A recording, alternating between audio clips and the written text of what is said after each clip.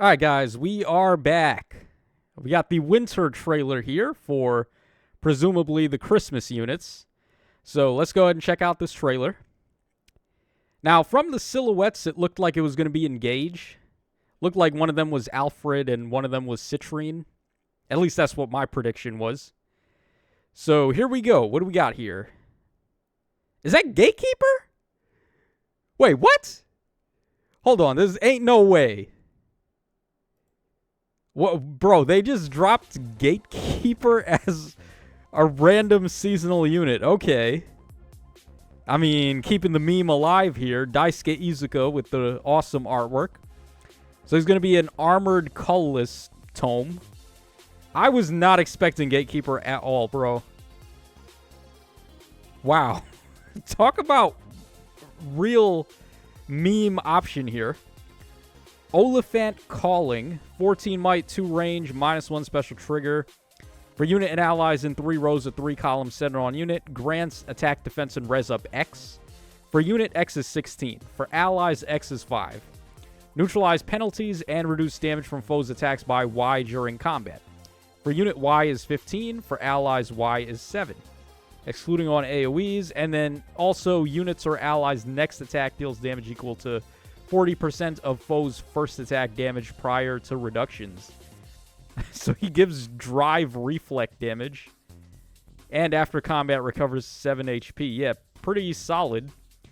Reduce damage from foes special by 15 during combat. And grants special cooldown count -Z to unit before foes' first attack during combat. Where Z is the number of allies in 3 rows of 3 columns. Centered on unit with a max of 3. And if unit is in 2 spaces of a structure that a foe can destroy, value is automatically 3. I mean, there's a lot of support going on here.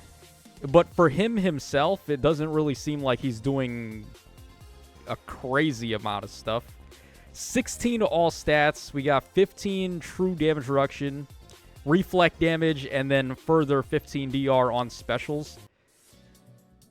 Okay, then he has Ice Wall and Defense Res Aria. Okay, he has a new B skill here. Festive Report. Foes with a range of 1 can't move through spaces adjacent to unit. And foes with a range of 2 can't move through spaces within 2 spaces of unit. Pass also nullifies these effects. Foes can't warp into spaces within 4 spaces a unit. Again, doesn't work on Pass. At start of turn, inflicts share spoils plus on closest foes and any foe within 2 spaces of those foes through the next actions. That's pretty interesting of an effect for an armored unit to have. Because that's the one from Lapis and the Katarina, right? Where you get a bonus action after you attack that enemy or defeat them. Inflicts attack and res -5 on the foe. Foe can't make a follow-up. Inflicts guard on the foe per attack. And reduce damage from foes' attacks by 20% of res during combat. When unit special triggers, calculates damage using 150% of res instead of attack. Okay, that's a lot of power. And he has Ice Wall, too. He's going to be hitting pretty hard with that. Yeah, very interesting support unit. Now, what would have really made him awesome is if he nullified Pass. Because they're getting a little too crazy with giving Pass to units now. So, having anti-pass with Warp Bubble and with Obstruct would have actually been really good. Alright, then he has Def Res Twin Far Save. Okay. Yeah, I mean, he seems pretty solid. I don't know if I want to go any further than that, though, but he seems like he's doing a lot of things that are going to help the team out. Here he is up against Heimdallr. Not exactly a unit known for offensive prowess, but okay. And we got the pets coming out there with gifts. Okay. By the way, did we see his stats anywhere? I feel like we didn't. Or, well, there's Byleth's stats. What about Gatekeeper, though? Why are they showing Byleth attack here? Are they just trying to show off the drive buffs he's getting from Gatekeeper? Yeah, I guess that was to show off share spoils there. Okay, so Seior is back. A character who I really don't like, and yet has been getting a ton of alts. So, a Green Tome Cavalry Satyr here. I gotta be honest, though, the artwork is pretty good. I mean, she's got translucent clothes there. Okay, so we got here 38 HP, 70 attack, 30 speed, 12 defense, 57 res. Very min-maxed for attack and res there. Okay, so we go for an assist, we get Kanto, and then we get another action, too. All very good.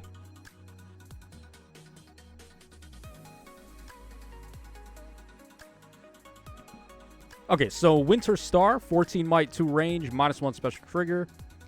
After unit acts, or if Kanto triggers, then after Kanto, inflicts attack and res -7. Exposure and panic on the closest foes and foes in 2 spaces of them through the next actions. After Kanto, including cases where action is ended due to Kanto control. If unit has used an assist skill on the current turn, grants another action to unit, and re-enables Kanto. Only once per turn and doesn't trigger when affected by traps in Aether Raids. Interesting. Alright, then grants all stats of 15. Unit deals plus 25 damage and reduce damage for foes' attacks by 15. Just awesome that they're keeping up with the theme of giving this to everyone now. And then if unit initiates combat after moving to a different space, triggers the following effects depending on unit's equipped special. So if unit has an AoE, grant special cooldown count -X to unit before special triggers before combat. And if unit's attack can trigger the special, then you get special cooldown count -X to unit before their first attack. And X is the number of spaces from starting to ending position with a max of 3. So basically, it's momentum for the most part. Alright, then we got reposition there. Yeah, Blazing Light, Crystalline Water, and then Attack Res Favor. So, who had the other favor skill? I think it was the Gladiator Lucina. I believe she had Attack and Speed Favor. So, it is a pretty good support skill. Alright, then we have Future Guided. Enables Kanto Distant with a max of 3 and a min of 1. Disables foes' effects that calculate damage using the lower of foes' defense or res.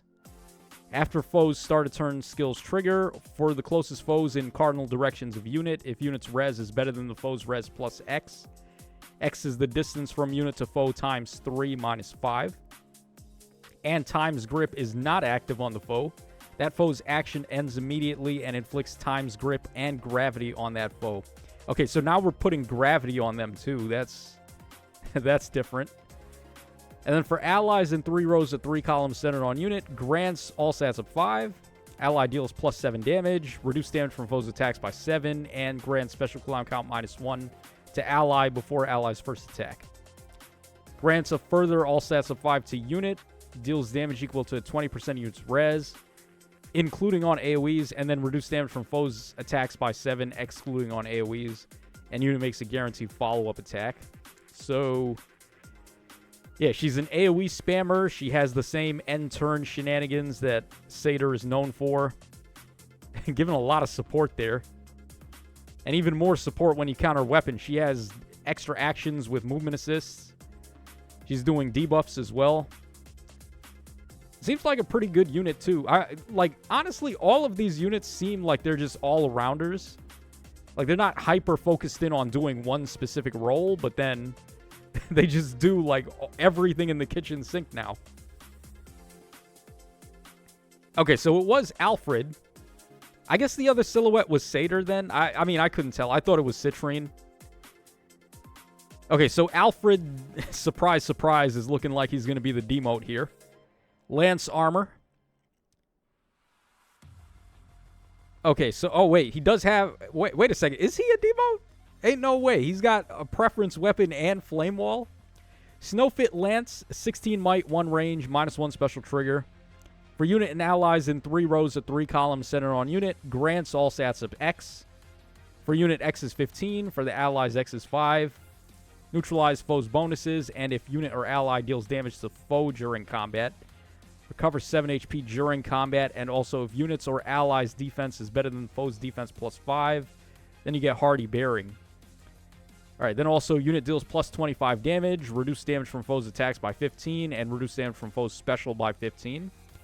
and grants special cooldown count -Y to unit before foe's first attack. So Y is the number of allies in 3 rows of 3 columns centered on unit with a max of 3. And if unit's defense is better than the foe's defense, Y is automatically 3. All right, then he's got Flame Wall. Oh, wait. There is no way this kid is a D-mode. He's got Pair Up, too, and a unique A skill. Self-Mastery. Built-in distant counter. At start of turn, grants attack, speed, and defense great talent +3 to unit and allies in 2 spaces. Okay, that's different. So he's giving great talent support. For unit and allies on the map, deals damage equal to the value of defense great talent with a max of 9. Excluding AoEs, and reduce damage from foes' attacks by the value of great talent with a max of 9. Wow, that's really good.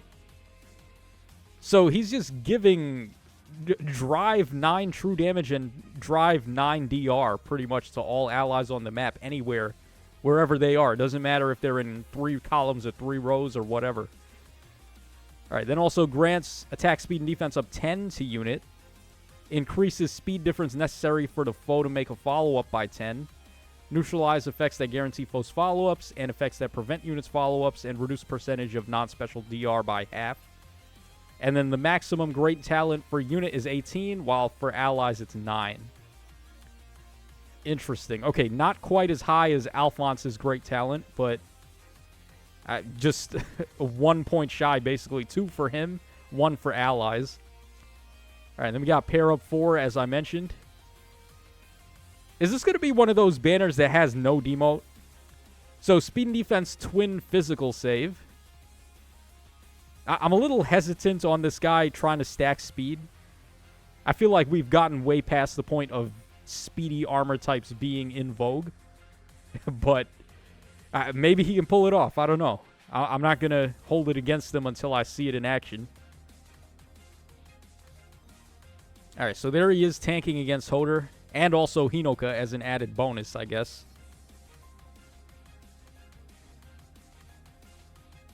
All right, yeah, Hinoka didn't even dent this guy there. 3 damage. Yeah, good job.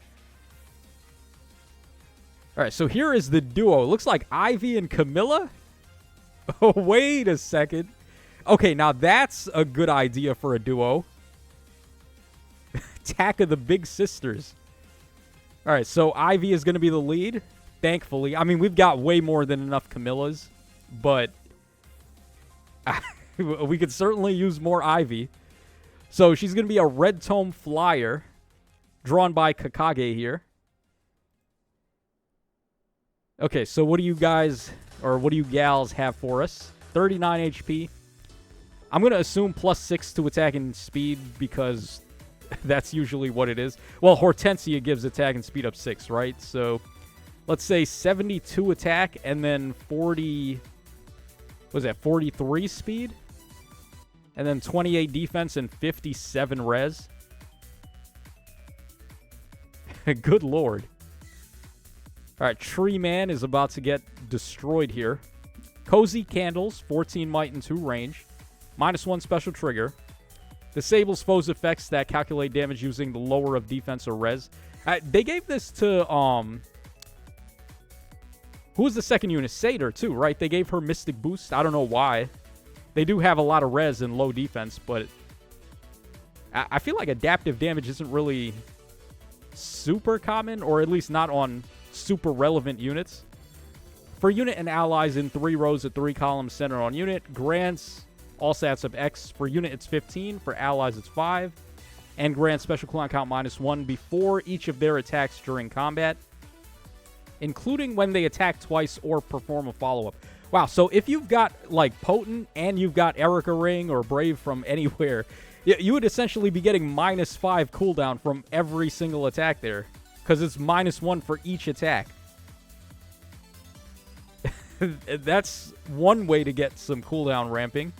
Unit deals +25 damage, reduce damage from foes' attacks by 15, neutralize effects that inflict guard, and reduce enemies' non-special DR by half.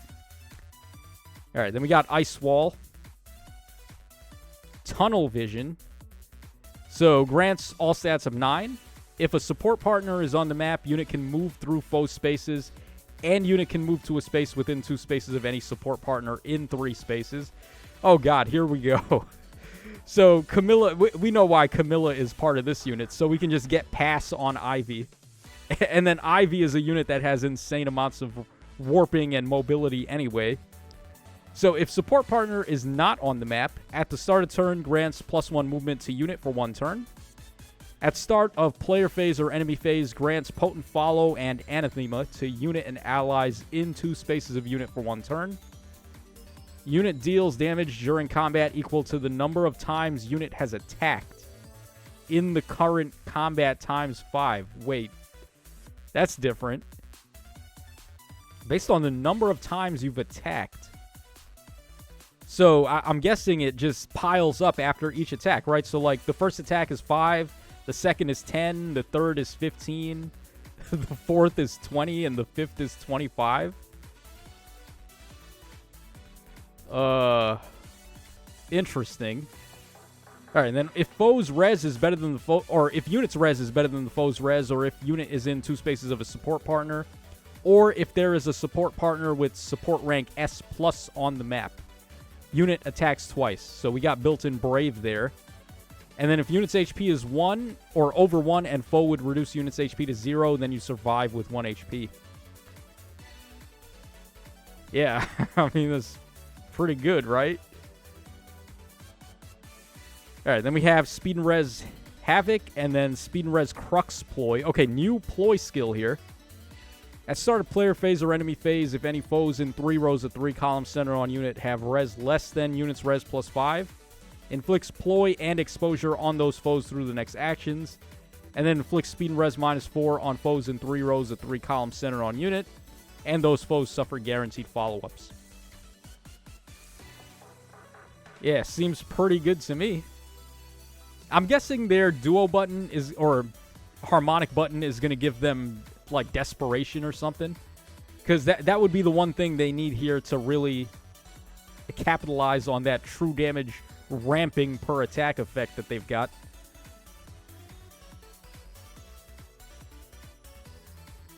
All right, Tree Man never stood a chance there.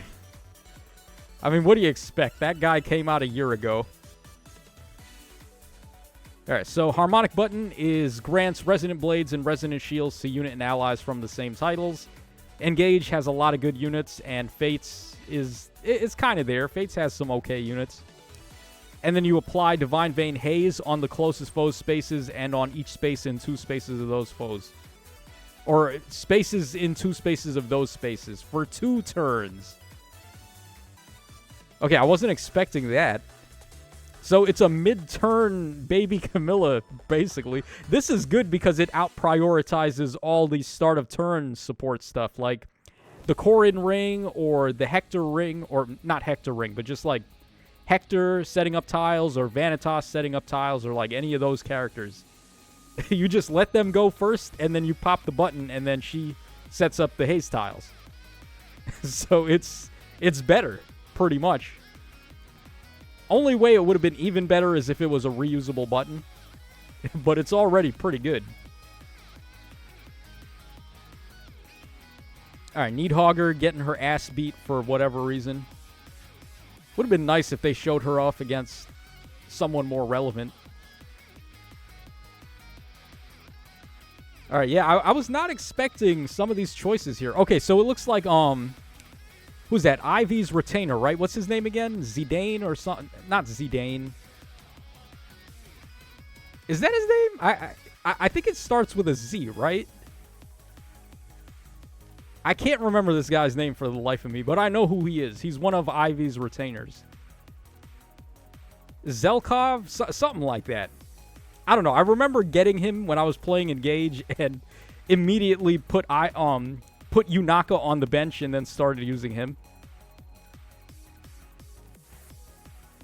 Okay, so it doesn't look like there is a demote on this banner. That sucks, because every year the winter banner has a demote on it. And they're typically pretty decent, right? Like, they're usually armored units that can be potentially good merge projects if you wanted to go for the +10. This year, they're not doing that. So, yeah, that's kind of a bummer. first Christmas banner without having a demote. And then you can spark up to 4 times like with every banner. And it looks like this one is not locked to Fay Pass either. Yeah, because most seasonal banners, you got to have the Fay Pass to spark, but not this one. So, yeah, let me know what you guys think of this banner in the comments down below. Give me 1 second, and we're going to go ahead and...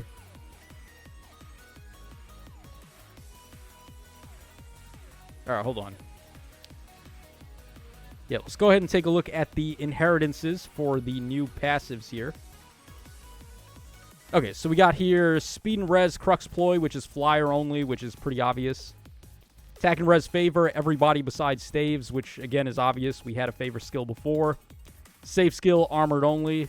Aria skill is same as Attack Speed Aria. And then another save skill, pretty much basically just all armor. So yeah, nothing really unexpected here from the inheritances. Let's go ahead and take a look back at the... Let's take a look at the Ivy and Camilla art. We'll end on that, because that one's really good. Yeah, so what are my thoughts on this banner? Is this one worth summoning on? I would say it's probably not a bad idea to go for at least 1 spark. If you've got orbs to spare, that is. I don't think any of these are a must-have. I think Ivy is pretty good. Obviously, with her button, she'll be able to get terrain support and then also essentially unlimited warping because she's got pass there. So Ivy seems pretty good. Gatekeeper, he's doing a lot, but I don't know, man. He's not doing enough for himself as he is for, like, just support stuff, like having his detailed report gimmicks, like the obstruct and the warp shenanigans and all that, but I don't know. If you can just use pass to get by him, it's not really that big a deal. And then Seior with her end turn action and a bunch of shenanigans. She seems like she's going to be the T Veronica of this banner, where she's pretty good. It's just that, like, she's not the main headliner of the banner. And then, of course, these guys are good. And how good is the Alfred? I think he's pretty good, too. Honestly, like, giving the great talent support and all that. So, yeah, that's my thoughts on this banner. Let me know what you guys think in the comments, and I will catch y'all again on the flip side.